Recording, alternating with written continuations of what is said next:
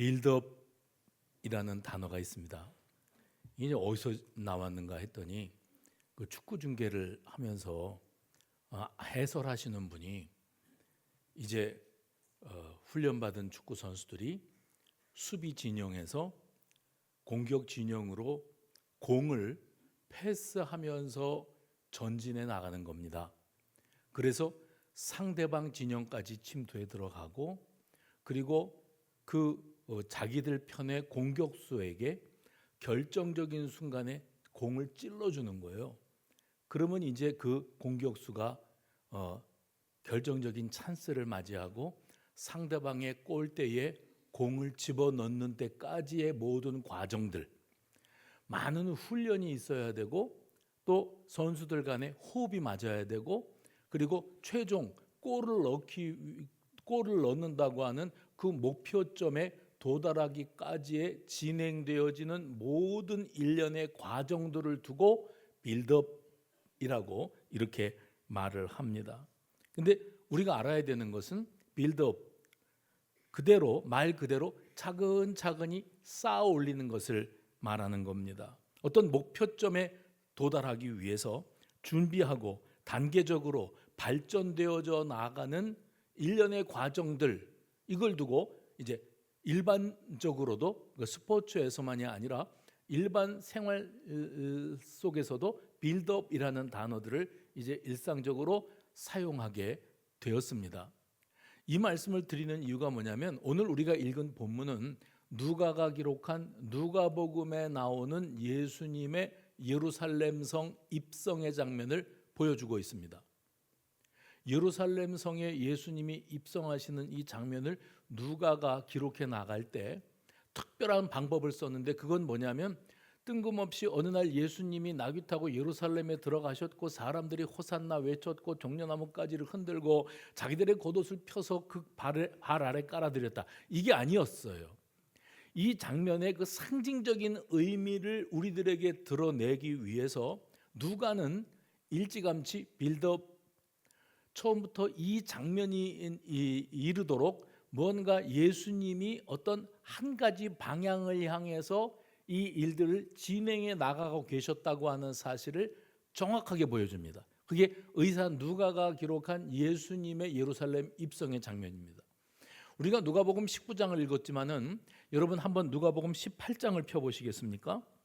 바로 앞에 장 31절을 보시죠.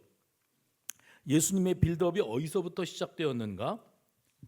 31절 보시면 이렇게 돼 있어요. 예수께서 12제자를 데리시고 이르시되 보라, 우리가 예루살렘으로 올라가노니. 우리는 예수님이 나귀 타고 예루살렘에 들어가신 장면부터 종려주의를 떠올리지만, 실제로 예수님은 누가복음 19장 이전에 18장에서부터 우리가 예루살렘으로 가자, 우리가 이제 예루살렘으로 올라갈 것이다, 그리고 말씀하셨어요. 선지자들을 통하여 기록된 모든 것이 인자에게 응하리라. 인자가 이방인들에게 넘겨져 희롱을 당하고 능욕을 당하고 침뱉음을 당하겠으며 그들은 채찍질하고 그를 죽일 것이나 그는 3일 만에 살아나리라. 종려주일 예수님이 나귀 타고 입성하시는 일이 있기 전에 예수님이 선명하게 우리가 예루살렘으로 간다, 예루살렘에 가면 내가 체포당하고 능욕을 당하고 고초를 당하고 온갖 모욕을 다 당하다가 결국은 죽임을 당하게 될 거야. 그리고 부활하게 될 거야. 그 목적지를 향해서 우리가 빌드업 나아갈 것이다, 이렇게 말씀하시고 난 다음에 여리고성이라는 곳으로 방향을 잡으셨어요. 여리고로 가시기 위한 이전에 예수님이 우리가 예루살렘으로 간다 그랬으니, 여리고는 예수님의 의중 가운데에 예루살렘으로 가시면서 들렀다, 어떤 의미를 두고 들렀다가 가시는 그 여정 가운데의 중간 기착지였습니다. 그리고 18장 후반에 보면 여러분이 잘 알고 계시는 맹인 바디메오가 눈을 뜨는 장면이 이 여리고성을 향하다가 일어난 사건이었어요. 그리고 오늘 본문 누가복음 19장에 들어오는데, 이 빌드업, 예수님께서 예루살렘 성에 나귀 타고 입성하시는 사건이 있는 그 누가복음 19장의 시작은 어떻게 시작되어지는가? 삭개오의 이야기로 시작합니다. 성경은 19장 1절에 뭐라고 말하는가 하면 예수님께서 여리고성을 지나가려고 하셨다 이렇게 표현하고 계세요. 지나가려고 하시는 건 맞죠? 여리고성이 최종 종착지가 아니라 예루살렘 성이 최종 종착지였어요. 가시고 예수님이 그 길을 지나가고 계셨는데 그 도성 여리고성에는 삭개오라고 하는 세리장이 있었다. 세리는 이스라엘 백성들에게 있어서 아주 멸시하고 상종 못할 사람들, 인간의 탈만 쓰고 있지 인간도 아닌 인간들로 취급받고 있는 사람들이 세리들이었지 않습니까? 그들은 자기 동족들에게서 세금을 갈취하고 그 세금을 억지로라도 거두어 들여서 로마 정권에게 세금을 바쳤어요. 로마 권력은 그 세리들에게 그 세금을 자기 동족들의 세금을 걷어낸 공로로 일정한 보수를 하는데 그 보수 액수가 적지 않았습니다.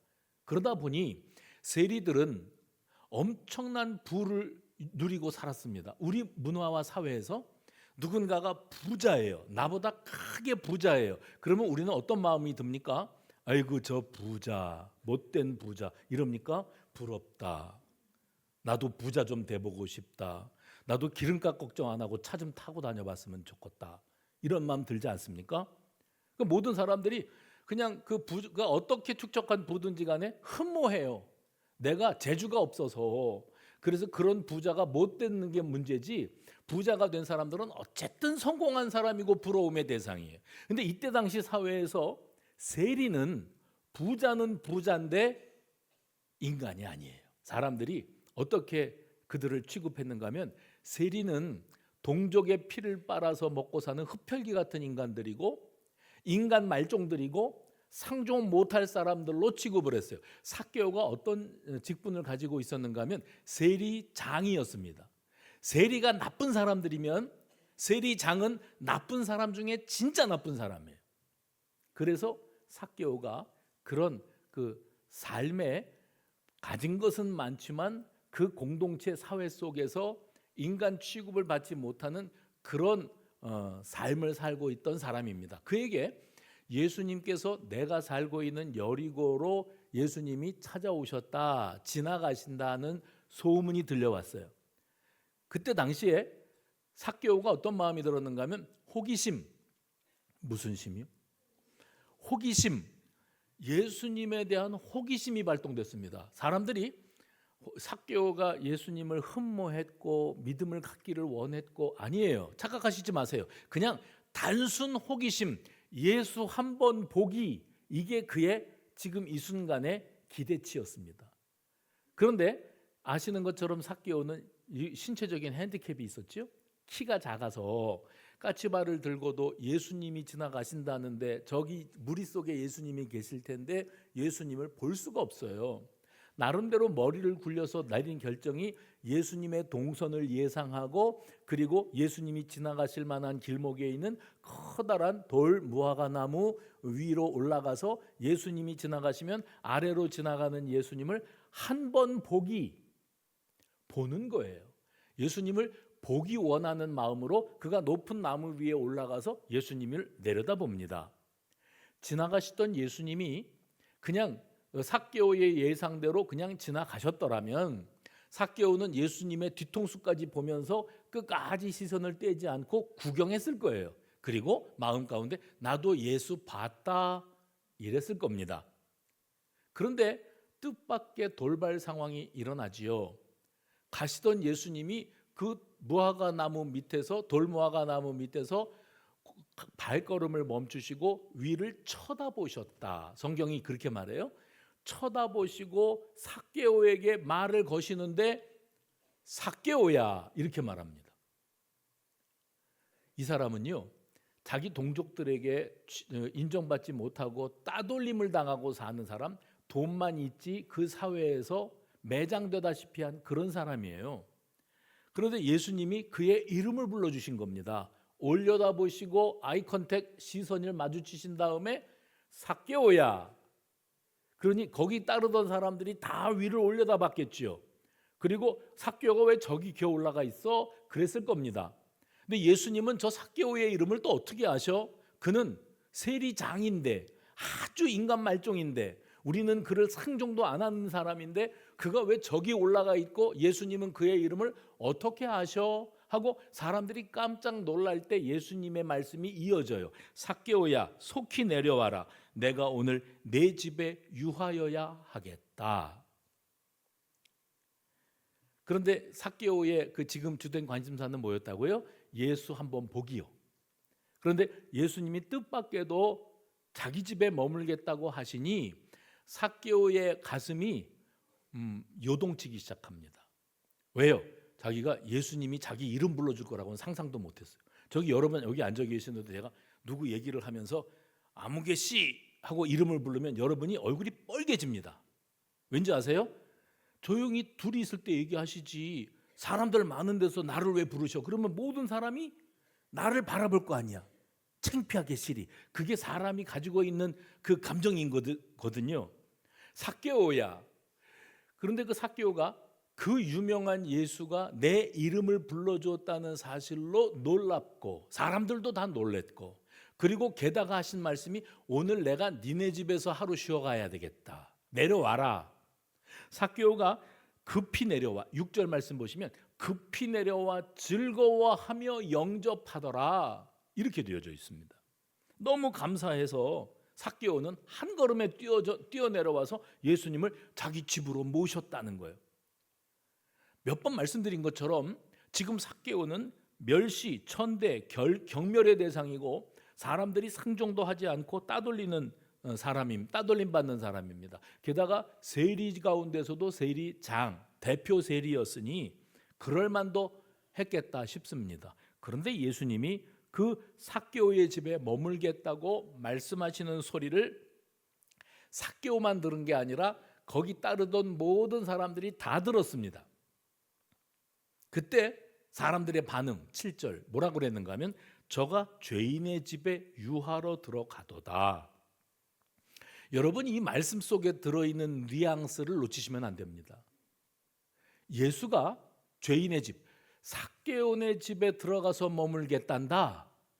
그 속에는 뭐가 있냐면 이게 말이 되냐? 예수님은 삭개오가 누군지 모르나? 그가 어떤 인간인지 모르셔서 지금 그의 집에 가겠다고 하시는 건가? 하고 그들은 머릿속에 똑같이 왜? 예수는 왜 하필이면 삭개오의 집으로 가겠다고 하시는 걸까? 그러면서 이런 생각으로 이어집니다. 예수가 잘못된 건가? 우리가 잘못된 건가? 이 군중들은 삭개오라고 하는 한 인격과 그의 삶을 바라보는데 거기에 고정관념이 있습니다. 그렇죠? 일정한 태도가 있어요. 그건 뭐냐면 그는 상종할 수 없는 사람, 상종해서도 안 되는 사람, 우리 가운데에 포용해 드릴 수 없는 사람이라고 단정하고 있습니다. 그런데 예수님이 그의 집으로 들어가실 때 혼돈이 찾아오는 거예요. 우리가 그동안 뭘 잘못 알고 있었나? 아니면 예수를 우리가 잘못 봤나? 저런 종자와 상종을 한다니 그렇다면 우리는 예수를 오해하고 있었던 건가? 이 도무지 어울릴래야 어울릴 수 없는 예수와 삭개오, 삭개오와 예수의 만남, 그리고 그의 집에 예수가 가서 그와 친구가 되어주시는 이 장면을 군중들은 도무지 납득할 수가 없었습니다. 반면에 삭개오 입장에서는 사람들이 호감을 가지고 따르고 있었던 그 예수님이 사람들이 상종도 해주지 않던 우리 집으로 찾아와 주신 것만으로도 감격하는 마음을 억제할 수가 없었어요.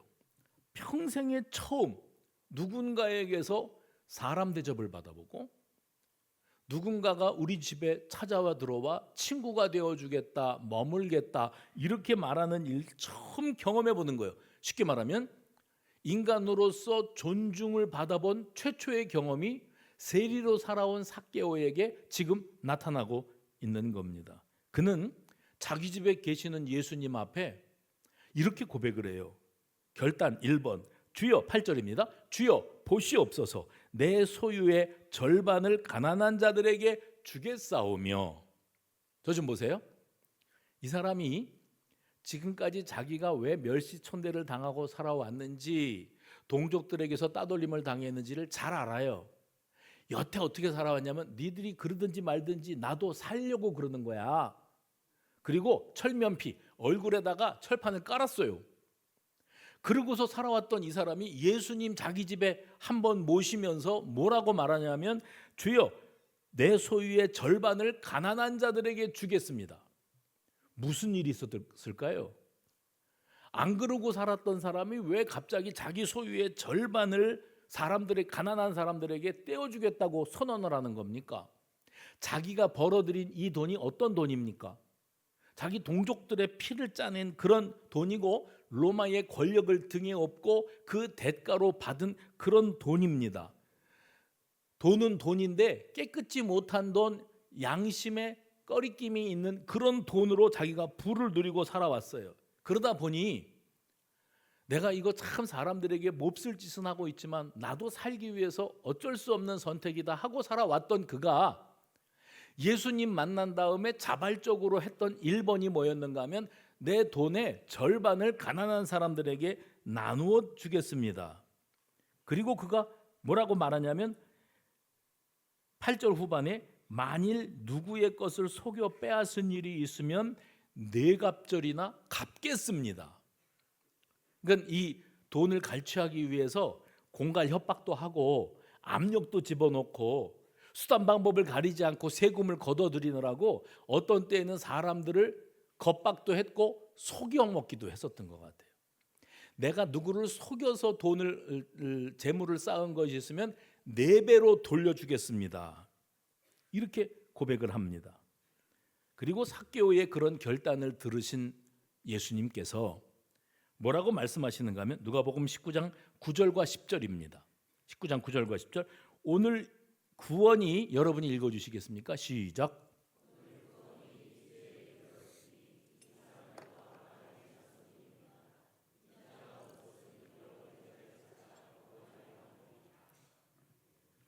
오늘 구원이 이 집에 이르렀으니, 누구네 집에요?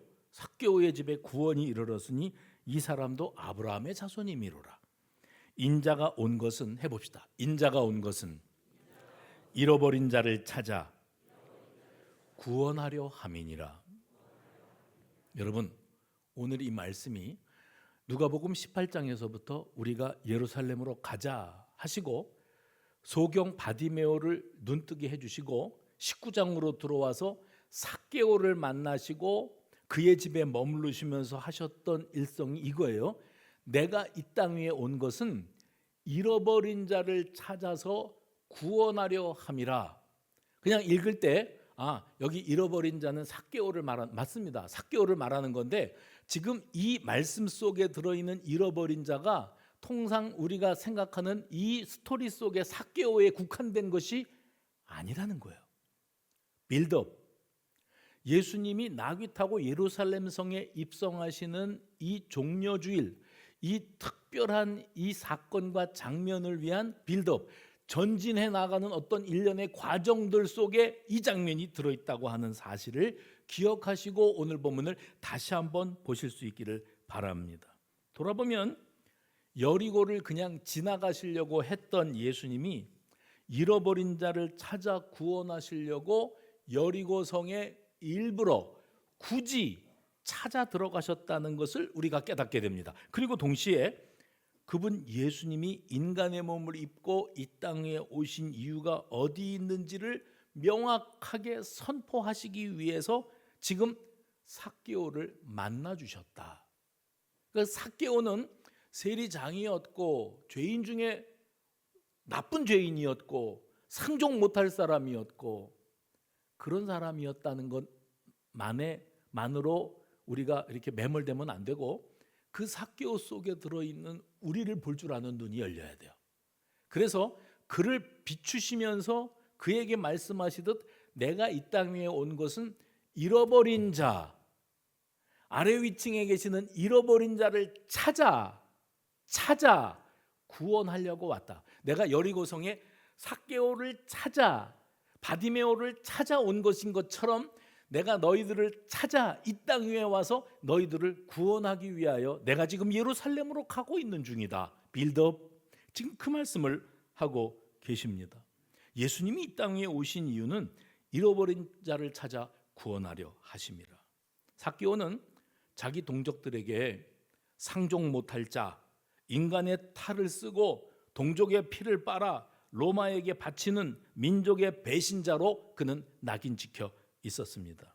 세상은 주저함이 없이 그는 더러운 죄인, 상종 못할 자, 양심 팔고 먹는 자라고 정죄합니다. 예수님은 그런데 그런 그를 향해 죄인이라고 말하지 않으시고 잃어버린 자라고 말씀하시고 그런 그를 구원하기 위하여 이 땅 위에 오셨노라고 선언하시면서 예루살렘을 향하고 계셨습니다. 여기에서 예루살렘 입성과 고난과 십자가의 죽음과 부활, 이 일련의 모든 과정들이 빌드업이 시작되었다. 누가복음 18장 후반부와 누가복음 19장 1절부터 오늘 27절까지 이 모든 일련의 과정들 속에 예수님은 한 가지 방향을 향해 나가고 계시는데, 그건 예루살렘 성으로 인자가 들어가는 것은 내가 너희들의 죄악을 대신 짊어지고 대속의 죽음을 죽고 부활하기 위함이라고 말씀하고 계시는 겁니다. 특별히 그 일을 너무나도 선명하게 누가복음 18장 31절 이하에서 예수님의 입으로 선언하시고 지금 이 일이 진행되어져 나가고 있다는 겁니다. 그래서 우리 예수님의 비유의 말씀 누가복음 19장 11절 이하거든요. 삭개오의 사건이 지나간 이후에 예수님이 이 일을 선명하게 가르쳐 주시기 위해서 비유의 말씀을 들려주기 시작하십니다. 그 비유의 말씀 19장 11절 이하의 말씀을 이렇게 시작되고 있어요.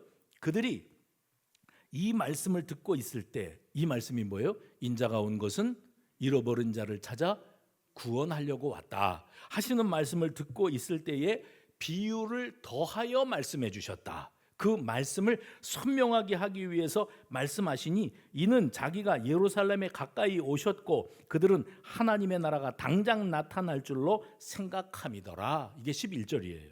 이 구절을 잘 보십시오. 예수님이 이제 어떤 의미 있는 비유를 들려주실 건데, 그 말씀을 하시는 예수님이 비유를 들려주시는 이유가 뭐였는가? 누가복음의 저자인 의사 누가는 이는 11절 자기가 예루살렘에 가까이 오셨기 때문이라. 18장 31절에서는 우리가 예루살렘으로 가노니, 지금 여기에서는 예수님이 예루살렘에 가까이 오셨기 때문에 이 말씀을 하신다. 곧 무슨 뜻입니까? 예루살렘에 들어가면 체포당하실 거예요. 고난당하실 거예요. 억울한 죽음, 십자가형을 당하게 되실 겁니다. 이때 들려주셨던 이 비유는 어떤 비유였을까요? 빌드업 가운데 하나인데, 예수님이 예루살렘 성에 입성하기 직전에 예수님이 들려주셨던 비유니까 의미가 있겠죠. 이거는 열 문화의 비유입니다. 어떤 귀인이 왕위를 받아오려고 먼 나라로 떠나면서 자기의 종 10명을 불러갖고 열 문화를 나누어 주면서 내가 돌아올 때까지 이걸로 미천 삼아서 장사해라 하셨다는 거예요. 14절에 보면 그런데 그 백성이 그를, 누구예요? 귀인을 미워하여 사자를 뒤로 보내어 이르되 우리는 이 사람이 우리의 왕됨을 원치 아니하나이다 했다고 되어 있습니다. 왕위를 떠난 왕위를 받기 위해서 먼 길을 떠난 자기들의 주인이 왕이 되어서 돌아오는 것을 원치 않기 때문에 왕이 되지 못하게 하려고 온갖 계략과 회방과 권모술수를 다 동원해서 총동원해서 어떻게 해서든지 우리 주인이 왕이 돼서 오지 않게 해야 되겠다 했건만 15절에 보면 결국 그 귀인이 왕위를 받아가지고 돌아와 그랬습니다. 돌아와서 결산을 시작합니다. 27절을 보십시오. 그리고 내가 왕됨을 원치 아니하던 저 원수들을 이리로 끌어다가 내 앞에서 죽이라 했다고 되어 있습니다. 이게 지금 비유예요. 우리는 이 구절을 읽으면서 자꾸 이게 헷갈리는 게 뭐냐면 달란트 비유를 들어놨기 때문에 그래요. 달란트 비유에서 주인이 먼 길을 떠나면서 종을 불러가지고 5달란트, 2달란트, 1달란트를 맡기고 그 사이에 그들이 그걸 가지고 어떻게 했는데 돌아와서 그것과 매우 그 형식이 비슷하기 때문에 달란트 비유하고 혼돈이 될 수 있는데 아닙니다. 그 배경과 스토리와 전개가 전혀 다릅니다. 그리고 오늘 이 열문화의 비유는 아까 계속 말씀드립니다마는 예수님의 예루살렘 성 입성을 향한 빌드업의 과정 속에서 마지막 예수님이 이 사람들에게 들려주시는 중요한 어떤 메시지가 거기 있었기 때문에 들려주신 말씀이었다는 거예요. 왜요? 26절에 보면 예수께서 이 말씀을 하시고 예루살렘을 향하여 앞서서 가시더라. 오늘 말씀의 제목입니다. 이 말씀을 하시고 예루살렘을 향하여 앞서서 가시더라. 그러면 누가복음 18장과 19장 전반에 보면 계속해서 뭐가 반복되고 있는가 하면 사건이 나오고 메시지가 나오지만 예수님이 예루살렘으로 계속 나가고 계신다고 하는 사실을 강조하고 있어요. 골대에 골문에 골을 넣기 위해서 수비 진영에서부터 패스 그리고 찔러주기를 통해서 결정적으로 한 골을 넣는 것처럼 지금 이 모든 일련의 과정들은 빌드업, 지금 예수님의 십자가 죽음을 향하여 예루살렘으로 나가시는 그 길을 하나하나 우리에게 보여주시면서 이 일이 어느 날 갑자기 일어난 일이 아니라 예수님께서 일찍이 친히 그 입으로 말씀하셨던 대로 되어져가는 일련의 과정이고, 그 과정들 속에서 예수님이 분명히 선명하게 말씀하셨다. 인자가 온 것은 잃어버린 자를 찾아 구원하려 함이니라. 예수님은 예루살렘 성을 향하여 전진하고 계셨고, 예루살렘 성에 하게 되어졌을 때 왕으로서 사람들에게서 찬양받기를 원하셨습니다. 비록 이 무지한 백성들은 예수님이 어떤 왕으로 오시는 것에 대해서 알지 못했고, 열문화 비유를 통해서 예수님이 진정한 이 왕이 되시는 것을 그들이 모르기만 한 게 아니라 원치 않았다는 것을 표현을 하고 있다 할지라도 이미 하나님의 때, 해봅시다. 하나님의 때가 무르익어 가고 있는 거예요. 이스라엘의 왕으로 당신의 소유된 백성들이 알지도 못하고 원하지도 않았음에도 불구하고 그들에게 일방적으로 구원이라고 하는 새 생명을 안겨주시기 위해서 예수님이 예루살렘 성으로 향하여 나가는 그 길을 차근차근 걸어 나가시면서 빌드업해 나가고 계시는 겁니다. 근데 이때 당시에 예루살렘 성은 어떤 분위기였는가 하면 유월절 명절입니다. 유대인들의 최대 명절이죠. 흩어져 있던 유대인들도 마치 성지 순례하듯이 이 유월절 명절을 지키기 위해서 예루살렘 성으로 꾸역꾸역 모여드는 겁니다. 아이고 이게 얼마만이야, 아이고 살아 있었네, 그러니까 또 만나네, 그러면서 이 명절을 준비하던 때인데, 그 예루살렘 성으로 모여든 사람들 속에 갈릴리 지방 사람들도 섞여 있어요. 갈릴리 지방 사람들이 그 오랜만에 일가친지 형제 친구들을 만나면서 들려주고 싶은 말이 있어요. 들었냐고, 예수에 관한 말을 들어본 적이 있냐고, 나는 봤다고, 예수가 병 고치는 장면을 봤다고, 귀신을 내쫓는 장면을 내가 봤다고, 그런 이야기들이 널리 퍼져나가니까 이 예루살렘 성의 유월절이 그 이전에 지냈던 어떤 유월절과는 분위기가 사뭇 달랐습니다. 온통 유월절을 앞둔 예루살렘 성은 예수에 관한 이야기로 가득했고, 그 상황을 바라보고 있는 바리새인들은 매우 이 상황이 못마땅하고 불쾌하기 짝이 없었습니다. 바로 그런 가운데 예루살렘 성에 모여 있는 사람들이 여기에 예수가 오시기 전에 여리고성 인근에서 소경 바디메오를 눈뜨게 해주셨고, 그리고 세리인 삭개오네 집에 들어가 그와 친구가 되어주셨고 복음을 증거하셨다. 이런 이야기들이 널리 퍼지고 있었어요. 그 유대인들 사회가 예루살렘 성에서 크게 요동하고 있습니다. 그런 상황에서 예수님이 예루살렘 성에 등장하시게 되어지는 것을 알고 있었는데, 이 상황에서 예수님이 예루살렘 성에 들어가시는 것은 곧 고난과 십자가 죽음이었어요. 그런데 이 백성들은 예수님이 왜 이 예루살렘 성으로 나귀 타고 왕의 행진처럼 입성하셔야 되는지에 대해서 전혀 이해하지 못합니다.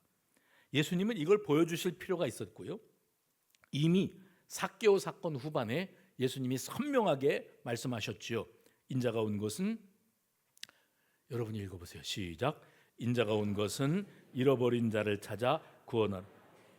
이미 그분은 사람들이 자신을 왕으로 받아들일 준비가 안 돼 있고 그것을 원치도 않고 있다는 사실을 알면서도 왕으로서 상징적인 의미의 왕으로서 예루살렘 성에 들어서고 계셨습니다.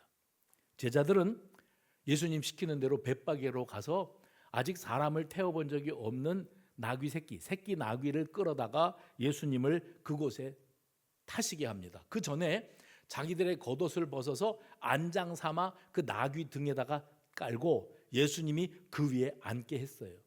예수님이 나귀를 타고 입성하실 때 그 모습을 본 군중들은 자기들의 겉옷을 제자들처럼 벗어가지고 예수님 나귀 타고 걸어가시는 그 길에다가 펴드렸습니다. 그들은 아마도 내심 이렇게 생각했을 거예요.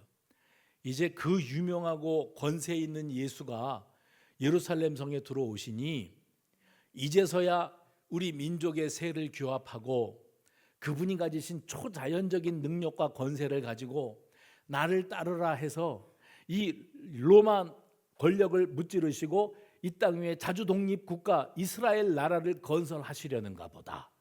이런 기대감이 충만했었습니다.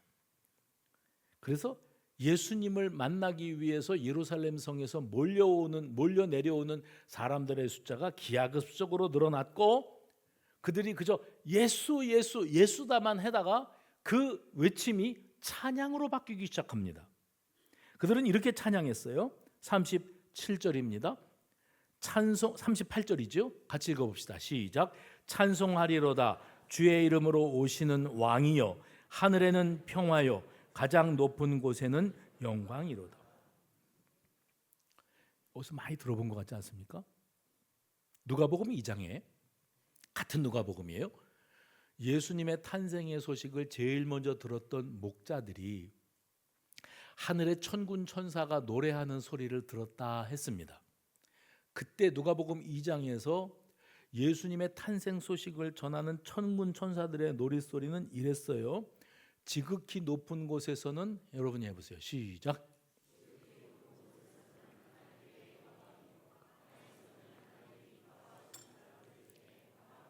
정확하게 일치하고 있습니다. 예수님이 이 땅에 오셨다는 소식을 선포했던 천사들의 찬양 소리와 예루살렘 성에 입성하시는 예수님을 나귀 타고 입성하는 예수님을 바라보면서 군중들이 자신들도 모르게 불렀던 그 노랫소리가 일치하고 있는데 그 노랫소리의 내용이 이래요.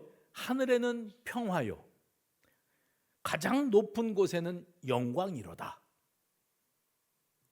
그런데 여러분 이 말씀을 묵상하면서 언뜻 어떤 생각이 드는가 하면 과거에 거슬러 올라갑니다. 구약 시대에 하나님이 아브라함과 이삭과 야곱 언약의 계보라 그래요. 이 언약의 계보를 세우시고 언약을 승계하게 하시는데 그 언약의 계보가 어디로 이어지는가 하면 다윗 왕으로 이어집니다. 그래서 다윗 언약 해봅시다. 다윗 언약이라는 게 있는데 그 다윗 언약은 뭐냐면 다윗이 하나님을 향하여 특별한 마음을 품고 있어요. 나는 백향목으로 지어진 왕궁에 거하는데 우리 하나님의 임재는 바람에 펄럭이는 텐트, 장막에 있다는 건 말이 안 된다. 내가 하나님의 성전을 지어 바쳐야겠다. 하나님께서 내가 네 마음만 받을게. 그리고 네가 이런 마음은 아무나 품을 수 없어. 내가 너에게 축복하려고. 그러면서 하나님이 다윗에게 주신 축복과 언약이 있었어요. 그 주된 내용이 뭐냐면 다윗 왕가 무슨 왕조 뭐 이런 거 있지 않습니까? 그 다윗 왕조는 다른 나라와 민족의 왕들과는 달라서 뭐 반역이 일어나고 또 구테타가 일어나서 한 왕조가 멸절되고 또 새로운 사람들이 등장해서 왕가를 이루고 이러는 역사인데 세계 역사는 다윗 왕가는 그렇지 않을 것이다. 다윗과 그의 직계 후손으로 태어나는 사람들은 계속 왕위를 유지하게 될 것이고 훗날에 다윗의 혈통 속에서 너희들을 건져낼 구원자 메시아가 이 땅 위에 오실 것이다. 이게 다윗 언약이에요. 근데 그 다윗 언약이 오늘 다윗의 후손으로 이 땅에 오신 예수님이 베들레헴에 탄생하실 때 천사들을 통해서 선포되고 찬양이 되었고, 예수님이 십자가에 달리기 위해 예루살렘 성에 들어서실 때 군중들의 입을 통해서 호산나 이 찬양이 올려지게 되었던 겁니다. 결국 가만히 생각해 보면 예수님의 예루살렘 성 입성과 고난과 죽으심과 부활이라고 하는 이 최종 종착지, 인류 구원이라고 하는 놀라운 역사의 빌드업은 누가복음 18장 19장에서 시작된 게 아니었던 거예요. 더 위로 거슬러 올라가서 다윗 언약에서부터 이 십자가의 죽으심과 부활에 관한 하나님의 인류 구원 빌드업이 시작이 되었던 겁니다. 물론 지금 사람들은 예수님 앞에 자기들의 옷가지를 펼치고 종려나무를 흔들면서 호산나 찬양하고 있지만, 자기들이 호산나 찬양할 때 이 모든 것을 자기중심적으로 해석하고 있죠. 이미 이 사실을 누가복음 19장 11절에서 열 문화 비유에서 예수님이 언급하시면서 그들이 이 말씀을 듣고 있을 때에 비유를 더하여 말씀하시니, 이는 자기가 예루살렘에 가까이 오셨고, 예루살렘에 가까이 오셨고 그들은 하나님의 나라가 당장에 나타날 줄로 생각함이더라. 그들은 하나님의 나라가, 그러니까 예루살렘 성에 예수님이 이스라엘 나라를 건설하러 들어오신다, 로마 권력은 이제 끝났다 하고 기대하고 있었다는 거예요. 예수님이 실제 예루살렘 성에 들어오시는 것은 대속의 죽음을 위해 들어오시는데, 호산나 찬양이 외쳐지고 있는데 동상이몽, 정작 예수님의 빌드업과 이 사람들이 기대하는 것이 일치하지 않고 있죠. 이 백성들이 자기들 중심으로 호산나를 외치고 있지만 예수님은 그들의 찬양을 그냥 내버려 두셨습니다. 왜냐하면 지금의 이 환호 소리는 곧 예수님의 체포와 죽으심으로 말미암아 침묵으로 바뀌고 두려움으로 바뀌고 슬픔으로 바뀔 걸 잘 알고 계세요. 그러나 그들의 찬양을 허용하시는 것은 장차 예수님께서 부활 승천하신 이후에 임하게 될 성령 강림 사건 때 그들이 부르게 될 놀라움과 감격과 기쁨의 찬양으로 드러나게 될 것을 예수님이 바라보고 계셨기 때문입니다. 지금의 이 환호와 찬양은 부활하신 예수님이 하늘로 승천하실 때 천군 천사와 함께 불려질 노래인 것을 예수님이 알고 계셨기 때문입니다. 그리고 동시에 지금의 이 찬양은 예수님이 이 땅 위에 다시 오시는 그날 마라나타 재림하실 때 온 천군 천사와 신령한 몸을 입고 있는 우리가 함께 부를 찬양이기도 하기 때문에 예수님이 그 예루살렘 입성 상황에서 그 장면의 진정한 의미를 알지 못하고 호산나를 외치는 이들의 찬양을 그냥 내버려 두고 계셨다는 거예요.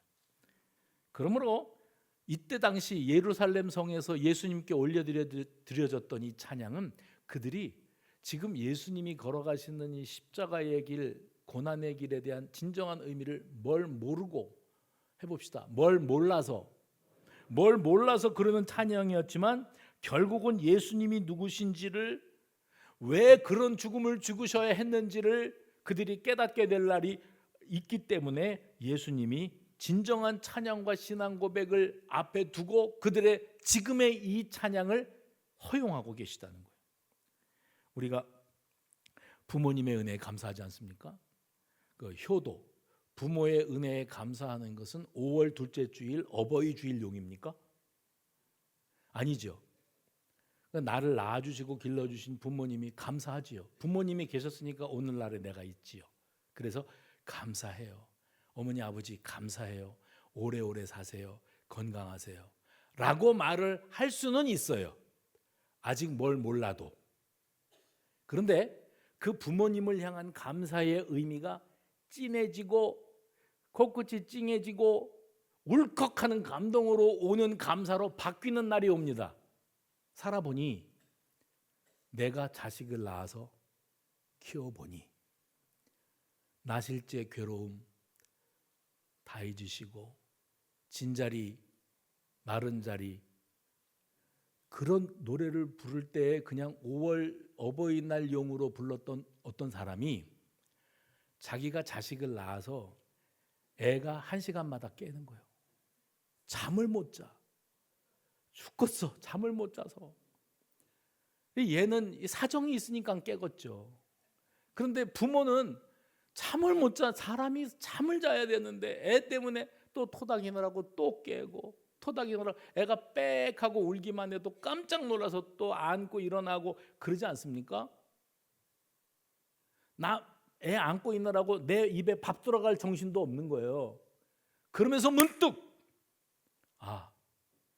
우리 엄마가 나를 이렇게 목숨 걸고 나서 밤잠도 못 자가며 밥도 제대로 못 챙겨가며 자기 꾸미는 것도 포기해가며 키워내셨구나.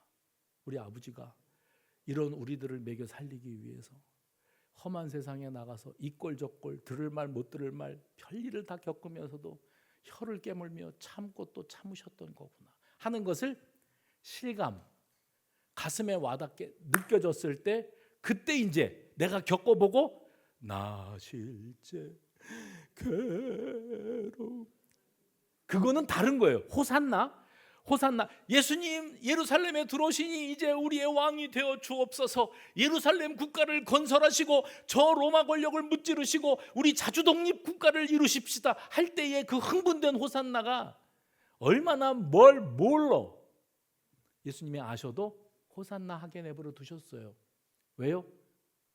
주님이 승천하시는 날, 주님이 부활하시는 날, 승천하시는 날, 성령이 강림하시는 날, 이제 곧 주님이 다시 오실 날, 우리 모두가 그때는 철이 들고 영적인 눈이 열리고 우리 아버지 하나님이 그래서 우리를 이처럼 사랑하사 독생자를 주셨던 게로구나 하게 될 날이 있다는 걸 아시니까 지금 뭘 몰라서 부르는 호산나도 그래 불러라 하고 허용하셨다는 거예요.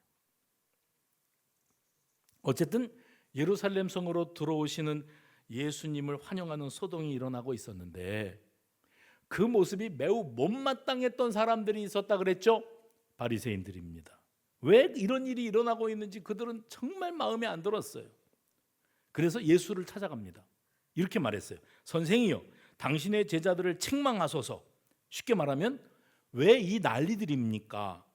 당신의 제자들이 사람들을 선동해서 겉옷을 벗어서 펴가지고 예수님 타게 만들고 그걸 따라서 사람들도 같이 자기들의 옷을 벗어서 깔아놓고 종려나무까지를 흔들고 노래 부르고 하는데 이 상황을 예수여 즐기고 계십니까? 하고 빈정대요. 따져 물어요. 그런데 예수님이 뭐라고 말씀하셨는가 하면 40절, 만일 이 사람들이 침묵하면, 찬양하지 않으면 돌들이 소리 지르리라. 돌들이 찬양하리라. 여러분, 전에 예수님을 사람들이 왕으로 옹이하려고 했던 때가 있었어요. 그때 예수님이 그들을 책망하셨습니다. 아직 때가 아니라고. 그리고 그들로부터 거리를 두셨던 때가 있었어요. 지금은요, 그때 그랬었던 예수님이 지금은 가만히 내버려두고 오히려 즐기는 것처럼 보이니까 제자들을 책망하시고 저들을 노래하지 못하게 하소서 했다는 거죠. 그러나 지금은 하나님의 때가 된 걸요. 하나님의 때가 되었으니 그들이 원하는 대로 하지 않으시고 저들이 찬양하지 않으면 돌들이 노래하리라, 이렇게 말씀하셨어요. 바리새인들이 보이는 예수를 향한, 그리고 이 유대인들의 이 돌발적인 상황에 대한 거부감과 적개심은 예루살렘이 품고 있는 예수를 향한 마음과 방향을 같이 하고 있습니다. 근데 그 도성을 바라보며 예수님이 우셨답니다. 41절. 너도 오늘 평화에 관한 일을 알았더라면, 그래서 제가 그 말씀 드린 거예요. 알았더라면, 뭘 몰라서 너희도 평화에 관한 일을 알았더라면 좋을 뻔하였거니와 지금 내 눈에 숨겨졌도다. 오늘 예루살렘 성에 찾아 들어오시는 예수님을 향한 사람들의 마음은 이미 열문화 비유에 나왔습니다. 14절, 그 백성이 그를 미워하여 이르되 우리는 이 사람이 우리의 왕됨을 원하지 아니하나이다. 27절, 내가 왕됨을 원하지 아니하던 저 원수들을 다 죽여라. 자기를 위해서 십자가에 달려서 대속의 죽음을 죽으러 오신 그분을 진정한 왕으로, 나의 왕으로 모셔드릴 수 없었던 사람들을 바라보고 계시는 예수님의 눈에는 눈물이 고이고 있었습니다. 그 거부감과 그 적개심을 향하여 안타까워하고 계십니다. 그들을 향하여 하나님의 긍휼히 여기시는 마음, 그 마음을 받들어 이 땅에 인간으로 찾아오신 예수님은, 잘 들으세요, 뭘 모르고 호산나를 외치고 있는 이들과 뭘 몰라서 맹목적인 거부감과 적개심을 품고 있는 이들과, 그리고 지금 이 순간 여전히 뭘 모르고 교회 문지방만 들락날락하고 있는 우리를 바라보고 계십니다. 그리고 예수님은 울고 계십니다. 눈앞에 벌어진 일, 손익계산을 앞세우고 나도 살려고 그러는 거야.